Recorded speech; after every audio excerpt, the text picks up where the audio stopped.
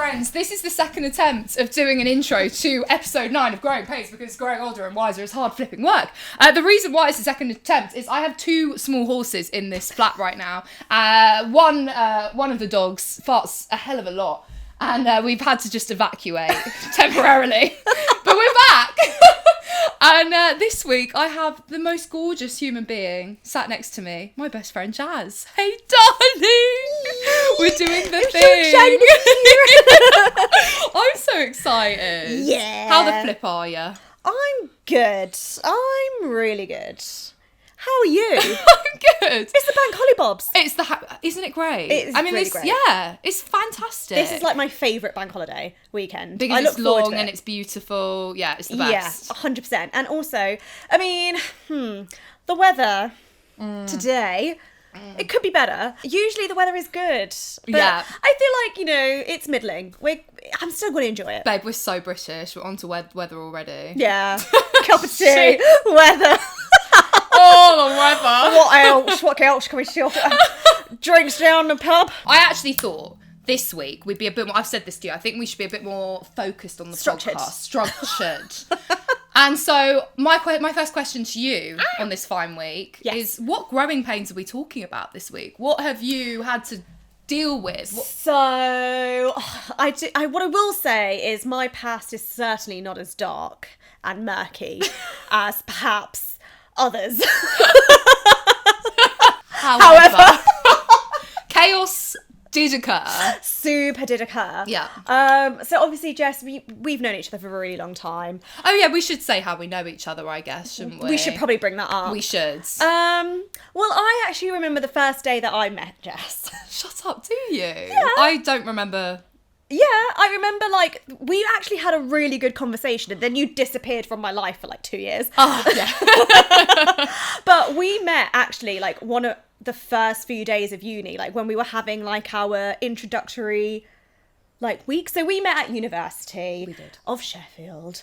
And it was, intro week, or whatever they call it, Freshers Week, where we were coming in and out of, the campus, and I saw you, and we knew that we were on the same course together, so we actually had either coffee or lunch together, and we talked for ages. And this is how I found out that you used to date a 30-year-old. I did. You did. I did. And then I remember thinking, Christ. Oh, babe, I don't actually remember this at all. I know, this I'm so sorry. This is classic Jess. My memory, superb. Jess's, my God, you probably had such a terrible, first impression of me. Mate, this girl. Well, no, I thought you were going to be my friend, but then you disappeared. And then you became friends with other people, and then I became friends with other people, and then we just didn't speak until Barcelona brought us together. Hell yeah. We did Erasmus. In Barcelona. The best city in the world. Honestly, so fun. So fun. We didn't live together. Obviously I had a chaotic time, you didn't. I lived in a hostel for a month. With a man that would walk into your room. Oh my God, that was a separate story. Oh yeah, okay, very briefly. When I first arrived in Barcelona, we were were you given a sort of a buddy at the university that we went to? Oh, potentially, but did I use them? No. Well, we did, because we couldn't find somewhere to live. And this grown man, he was a mature student. He was I think 40. He was you can live in this property that I own. And we were well, okay, that's kind of great. So me, a French man, and 2 other girls lived in this flat. Oh, I didn't really know anyone. And yeah, this man used to just, open the door at midnight, come into our bedrooms and watch us. So at that point, I decided, I think we should leave. Must get out. I am not safe. And then, yeah, we lived in a hostel for a month because we couldn't find anywhere to live. Okay, so that was fabulous. However, Barcelona did bring us together because as friends, yeah. Oh, I thought you were going to say as lovers, and I would have said yes. I never saw you that way. Okay, fine, just me. Just me. However, and it was so fun. We had lots of fun. It was the best time. Yeah. And yeah, truly, it in so many ways was good for us to do that and push ourselves, because I would never have done something like that. And the fact that I did, it just felt so like, oh my God, I'm living in another country. I've got my bestie over here. I collected another bestie on the way. And we just had so much fun. And like, Barcelona is a city that I always love to go back to. And I know this came up on your podcast that like as soon as you landed in Barcelona, it felt like home. It's just a fantastic city, guys. It really if is. If you haven't been, go. Although I don't think they want No, they don't like now. British people. Well, any tourists actually at the moment. Yeah, so give it a little bit. Let's just give it some space. Yes. Give it some space, and then we'll be able to go back. Okay, but my growing pains. Let's get into into like this. I say, Jess, we've known each other for a really long time, for reasons just discussed. And I would say, I think probably about 4 out of 10 times we've had upset conversations about, you know, like things that have made us sad, has been my weight. And me talking about my weight, me talking about me going up, me talking about me going down, but still thinking I'm like not perfect. And it's just something since I was a kid, like a really small kid, I've just always known and been conscious about my weight. I am now 30 years old. I've spent my whole life thinking about my weight, and I've just decided, I like had a little, you know, why am I doing this? Why do I constantly go look at old photos and think, oh, I wish I looked like her, I wish I looked like me back then? And it's just not necessary. It's really not. And it's something that, you know, you really need to hardwire it into your brains, because obviously we grew up in quite a toxic era of, you know, nothing tastes as good as skinny feels, and a moment on the lips is a lifetime on the hips. Exactly. My mother always used to tell me. Watching Bridget Jones, and because she's a size 12, just being like, Christ, she's massive. And yeah, it's just, I mean, I'm rewatching Jersey Shore actually, and the way they talk about women and weight and like who's big and who's, it's just not okay. And it doesn't fit. And I need to like put that down and just be like, you know what? Am I happy? Yes. Do I always look good? Fuck yeah. Hell yeah. And I have always looked good in every era. Like, I will not deny myself that. So I just have decided that I'm not going to be thinking about my weight anymore. I'm just going to enjoy life. I'm going to eat the foods that I like to eat. I'm going to work out. Yep. And I'm going to be conscious of things that I consume. You know, I do need to think about healthy options, purely because I would like to live on this planet for a very long time. There we go. And go into old age gracefully. But I don't want to think about it in the sense of like, that's bad for me. That's going to be, you know, instantly that I'll put like I hate myself because I ate XYZ. Exactly. Like, yeah. Exactly. It's just not necessary anymore. Like, I know who I am. I know I will never look a certain way. But do I need to look that way? No. And are you comparing, you know, you said, oh, I compare myself to old photos. Are you comparing yourself to like pre-adult photos? Well, like I would, yeah. I mean, before you got boobs and a bum. Yeah. Yeah, well, okay, so there was a photo I saw of me when I was 14, and I was like, for fuck's sake. I had take me back. My first thought was, Christ, I was skinny. And then I was like, but I'm 14. You said that you've always struggled with body image. When is your earliest memory of that?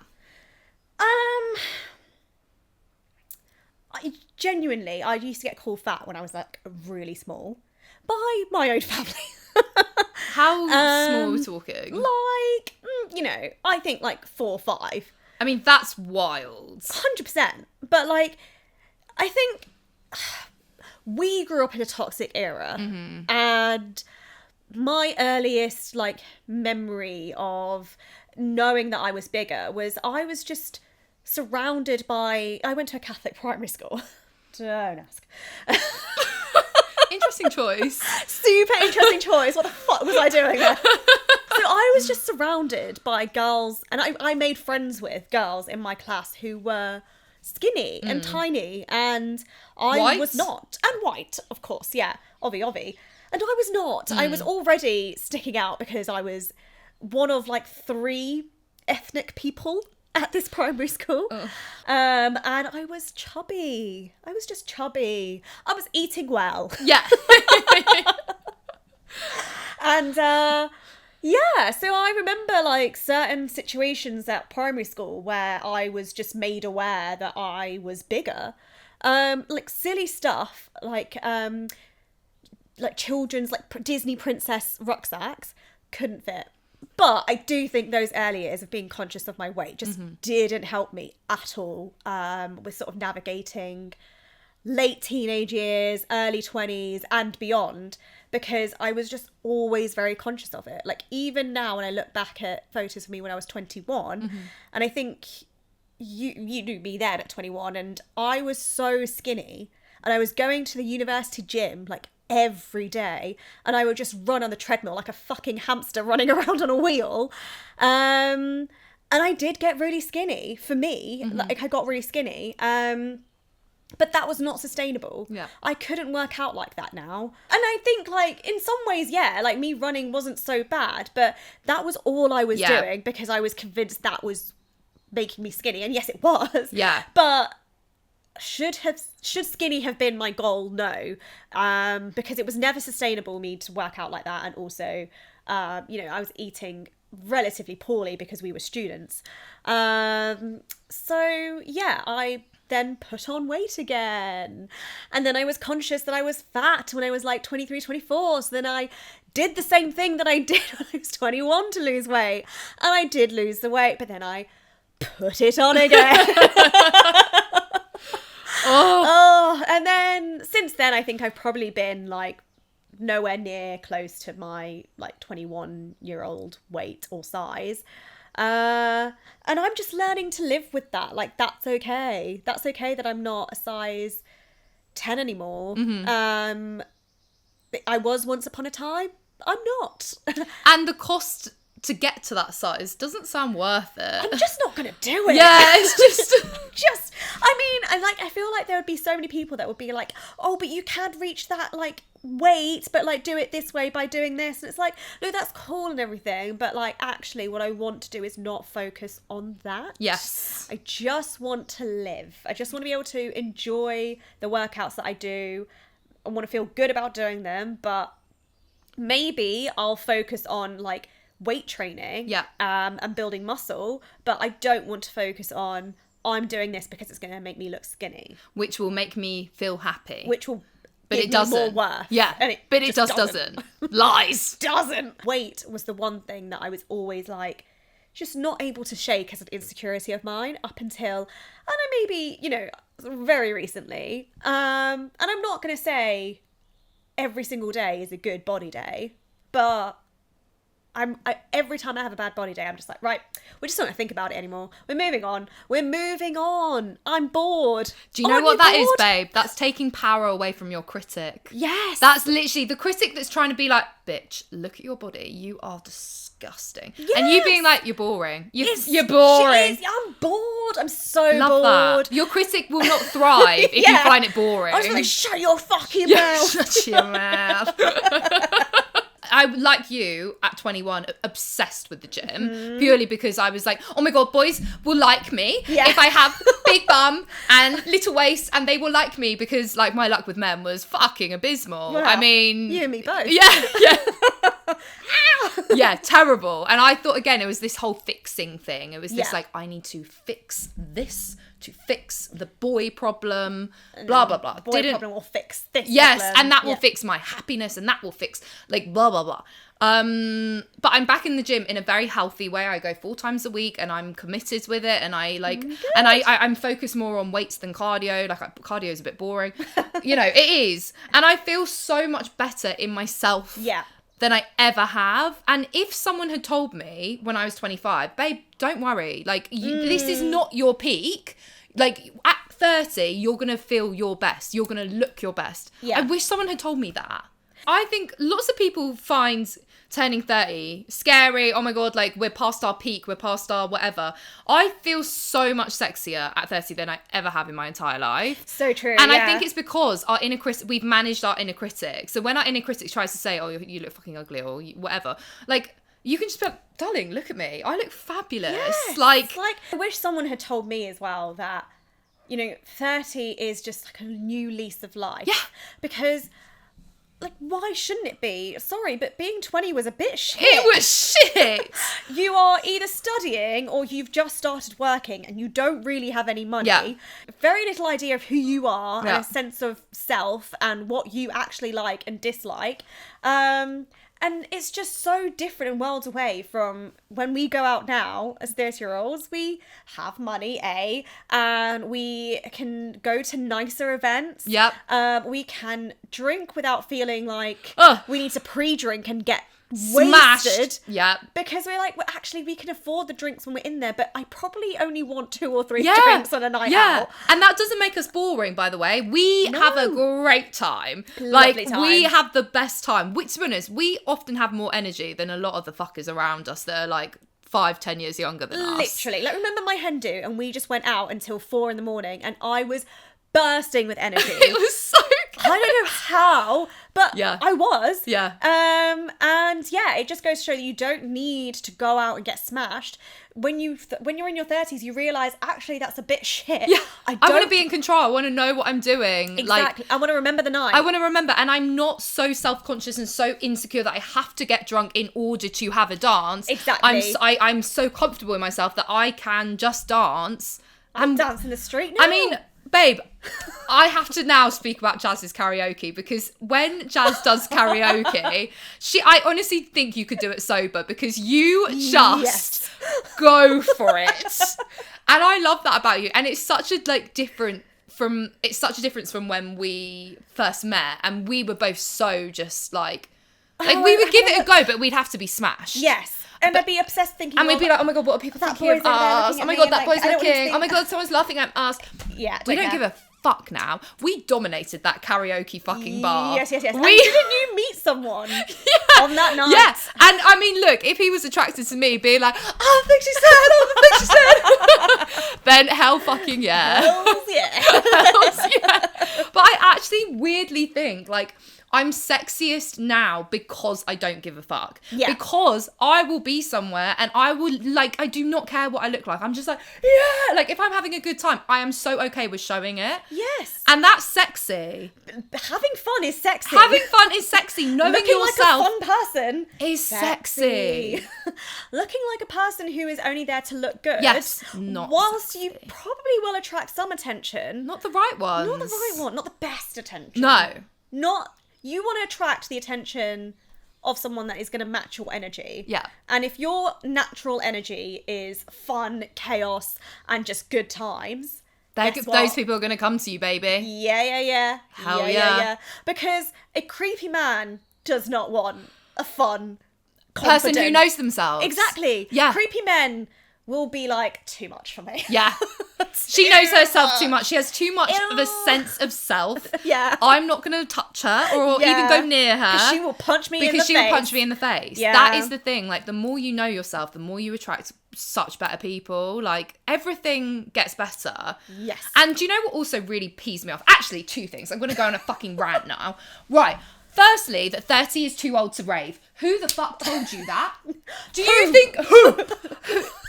What is going on? I see these videos on like Instagram and people getting interviewed in the streets like, oh, how old is too old to go out? People are like 25. Are you joking? Stop it. Mate, we have the best. Oh, I see them all the time. But people genuinely think that 30 is too old to have a good time. I honestly want to be raving, like whatever you want to call it. Like, I think maybe raving, some people don't understand what that is, but essentially we just go and see live music or live DJs and have a dance. 100%. You're never too old for that. When do you put a deadline on having a good time? This is what I don't understand. I honestly think Gen Z is so fucking, like, I'm really generalising because I have actually lots of friends who are Gen Z, but I do think younger people are prone to being extremely judgmental. I think it gives them almost a sense of control if they're like, X is good, Y is bad. And so they put like, oh, you're still going out in your 30s? Bad. That suggests you, I don't know, don't have a great career, don't have responsibilities, don't have... I think that's how they navigate their 20s. But also when we were younger, we would have looked at a 34-year-old and been like, oh my God, they're so old. And now that we're here... This is the thing. And I actually do really remember very distinctly... I went to a like DJ night only about 4 years ago, and I saw people that were in their 30s, and I remember judging them and thinking, like, why are they here? So, like, I'm not saying this from a sense of I've never felt like that. But, like, we really need to drill it into, like, younger people that just 38, just let it go. Let people, like, age is a really funny one. Like, and I speak to my therapist about this a lot because I go out a lot. And I kind of am doing lots of things that younger people, I guess, would be more associated with. Yeah. And I just always say to my therapist, I just don't want anyone to think that I'm cringe. Because it's just a really difficult thing. And I'm really trying to, like, get out of my critic and be like, babe, are you having fun? Yes. Are you hurting anybody? No. Are you hurting yourself? No. Yeah. What the fuck's wrong with what you know what I mean? Exactly. Like I said, there's no deadline on having fun. No. As long as you're looking after yourself, you're looking after the people around you, and you're just generally having a good time, it's okay. It's okay. I've seen almost everyone that's turned 30 celebrate turning 30, as opposed to being like, oh my God, I can't believe I'm turning 30 and having a breakdown over it. I celebrated turning 30, you celebrated turning 30, and we're quite different 30-year-olds. Yeah. However, we're just happy to be alive. Yeah. We're happy to be alive. We've made a really good circle of friends. And we know who we are. And getting old is a blessing. Yeah, it is. It is. Every year on this planet that you get to spend with the people that you love is a blessing. Yeah. And so there was something I read after an actress recently passed away. She passed away when she was 46, and everyone in the comments was like, oh my God, I can't believe she passed away. She was so young, so young.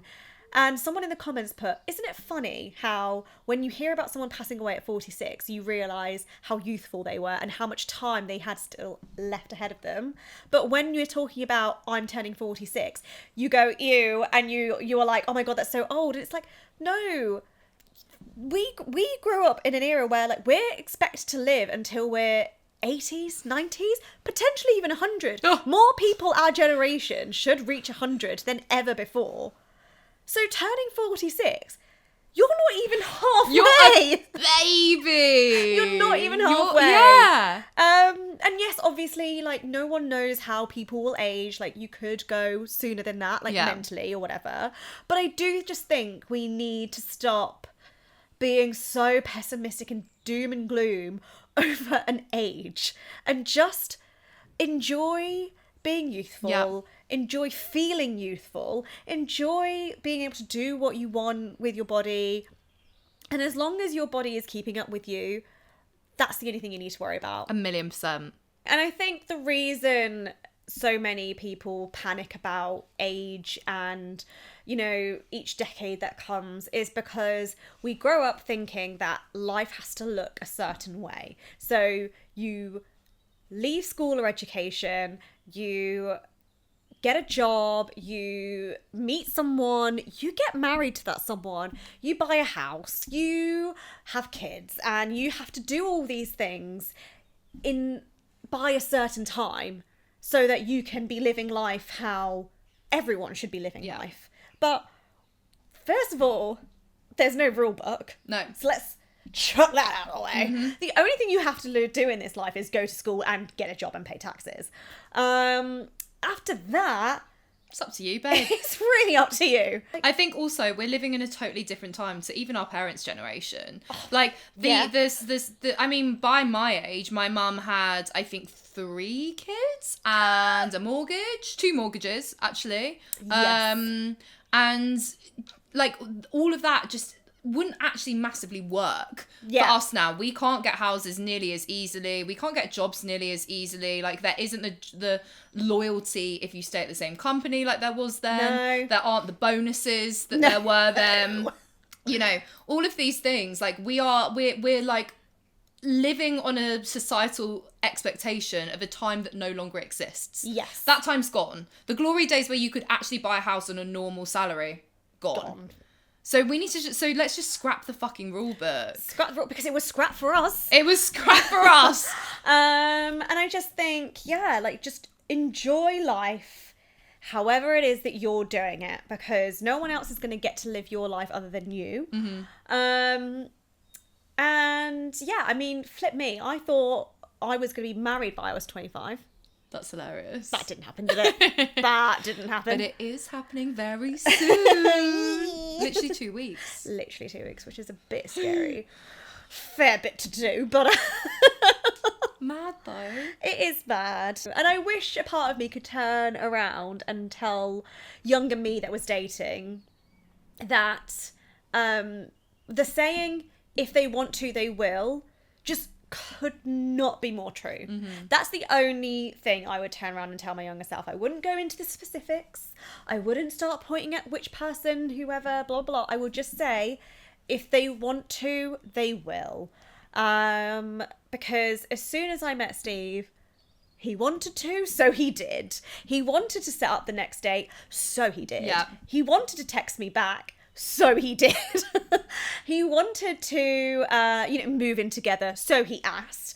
And all of these things, like, it's just never been difficult. Yeah. It's never been a mind game. Like, you just don't need that if you've met the right person. Yeah. But yeah, I just think it's so the right time. I'm ready for that next chapter. I mean, I feel like it's going to look exactly the same, except I'll have 2 rings. Yay! On my finger. Woo! I'm not changing my surname, so that also won't change. Can I ask why you made the decision not to change your surname? Yeah, I like my surname. And it's not that I don't like Steve's surname. It's just, it doesn't fit with my name. And I just don't think it's necessary. If people want to change their surnames in marriage, fair play, like, do it. I just don't think it's necessary for us. Can I ask how, as a Indian lady, how was it dating and now marrying a white man? I think I had built it up in my head that it was going to be a bigger deal than it was. But for many reasons, and I guess I have to thank my eldest brother for paving the way, for being such a disaster, for being so anti-stereotypical Indian son-like, that me turning around and saying, oh, I'm with this guy and he's white, my parents were just like, yeah. Okay. They were tired. Let's go. Yeah. They were tired. They were like, right, well, at least she's met someone. But yeah, I think that's probably another reason why it's just been a lot easier to navigate. And then obviously Steve is a great man and very welcoming and accepting and just, of my culture and, the differences, and just respects that, of course, there are going to be certain things that when we come to my parents' house that we just can and cannot do. Whereas obviously when we go to his house, it's pretty chill. Yeah. But yeah, when we're at home at my parents' house, like, I don't even like it when he puts his arm around me on the sofa. Get off me. I'm like, We cannot show any love here. We don't touch each other. Is that a cultural thing, or is that your parents? Oh, it's a big time cultural thing. Oh, is it? So from Indian my people parents' don't- generation, I Right. would say. Like, obviously when I'm staying at my brother's, that's less so. Yeah. But yeah, it's a cultural thing from my parents' generation who, they grew up in just wildly different times and expectations. So really, it's quite impressive how open and accepting they have been of their children and the way they choose to live their lives. But I think they just kind of have to be, like, not my parents necessarily, but my grandparents made the decision to move. They stayed, so they made the decision to stay, and that's just the reality. We don't live in India, but even in India, like, things are changing and things are different. Like, obviously it varies massively depending on where you're living, but slowly, like, we are just learning to be a bit more chill. Everyone needs to chill out. Oh my God, they do. So what would you say to an Indian woman or man that is worried about what their parents might think of their life decisions and choices? It's hard because I have always been of the opinion that you have to live life for you. Like, at the end of the day, yes, your parents raised you. Yes, you can be, and you should be respectful and grateful of the life that they have given to you. But them raising you doesn't give them the right to dictate how you should live your life. Like,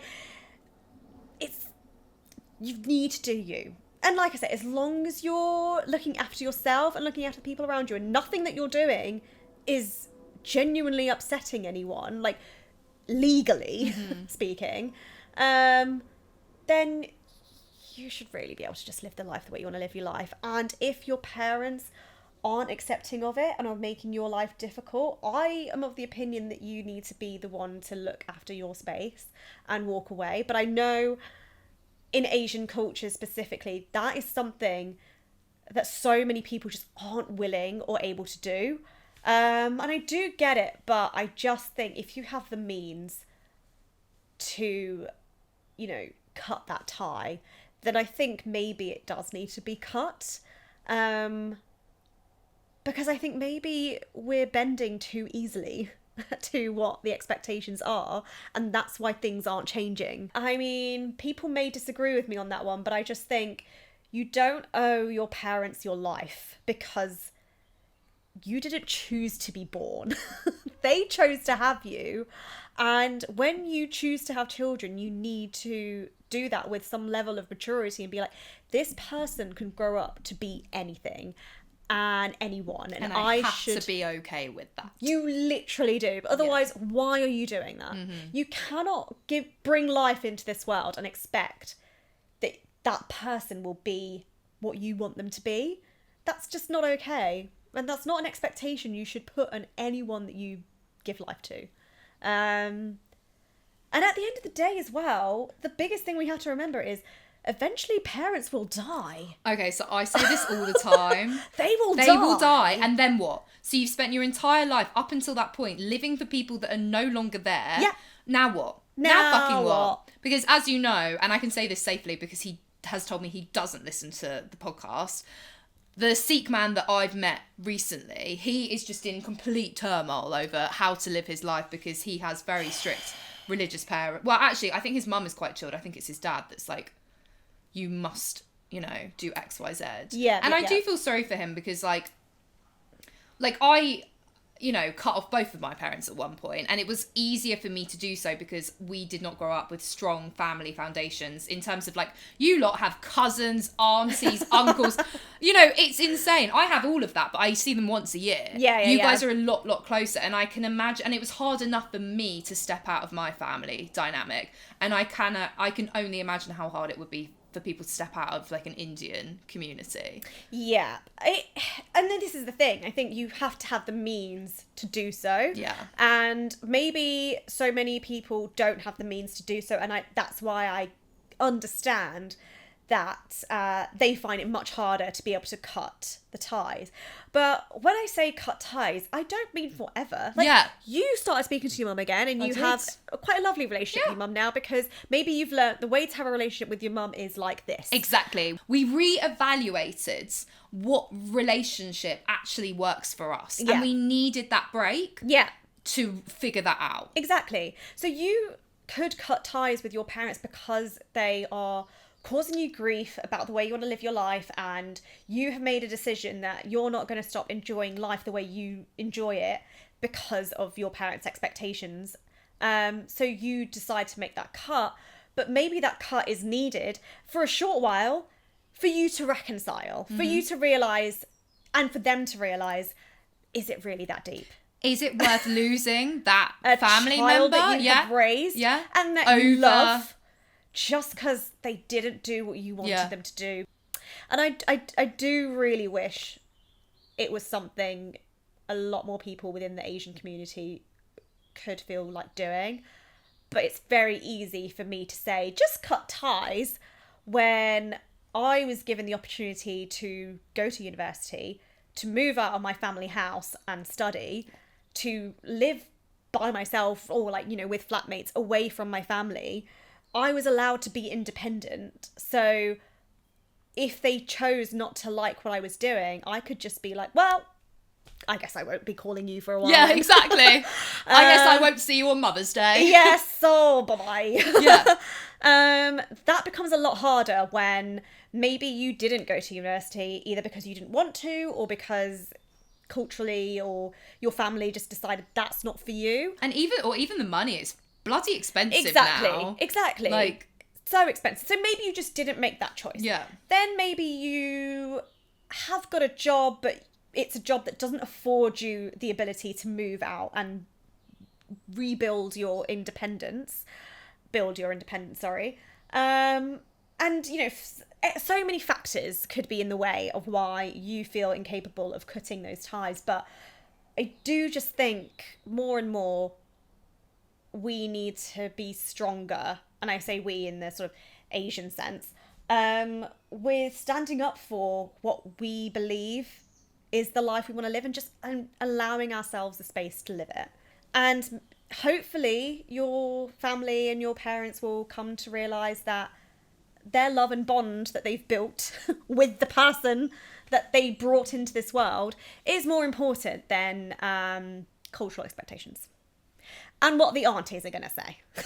Because the aunties be auntying every day. But I'm not going to change how I live my life because that's not genuine. Yeah. To me. You will never be truly happy if you're living for someone else. And then they will die. And then they'll die. You'll be like, oh dear. Oh, I spent half my life doing what they wanted me to do. And I'm not happy. Yeah. Let's not do that. No. I truly think people just need to find their joy in life and hold on to it because there's so many things in life that will knock you off enjoying life. It could be your mental health. It could be your actual physical health. Financial problems, relationship problems, bereavement. Deaths. Yeah. So many things in life will come up that will pause your joy. Yeah. And if you don't hold on to every single moment of joy for as long as possible and embrace it, then I don't know what to say, buddy. But you need those moments of pure, authentic joy to pull you through the shit. Yeah, because the shit will come. Yeah, and pure, authentic joy comes from when you are living for yourself. 100%. And you are doing what truly makes you happy. And that applies, to be honest, to anyone, not just Asian cultures or anyone. Yeah. Anyone 100%. needs to just live for themselves. Yeah. Babe, that seems like a really bloody lovely place to end it here. Thank you so much. Thank you for having me. I love having your insight. I think we should have you back for a natter post-wedding. Sure. I'll have so much to say. So exciting. I'll be like, yeah, the honeymoon, we did this position. We did Fantastic. Steve's going to love it. Babe, let's pop over some Prosecco. Let's get this done. Thank you guys very much for listening, for getting through this. Goodbye. Bye-bye now.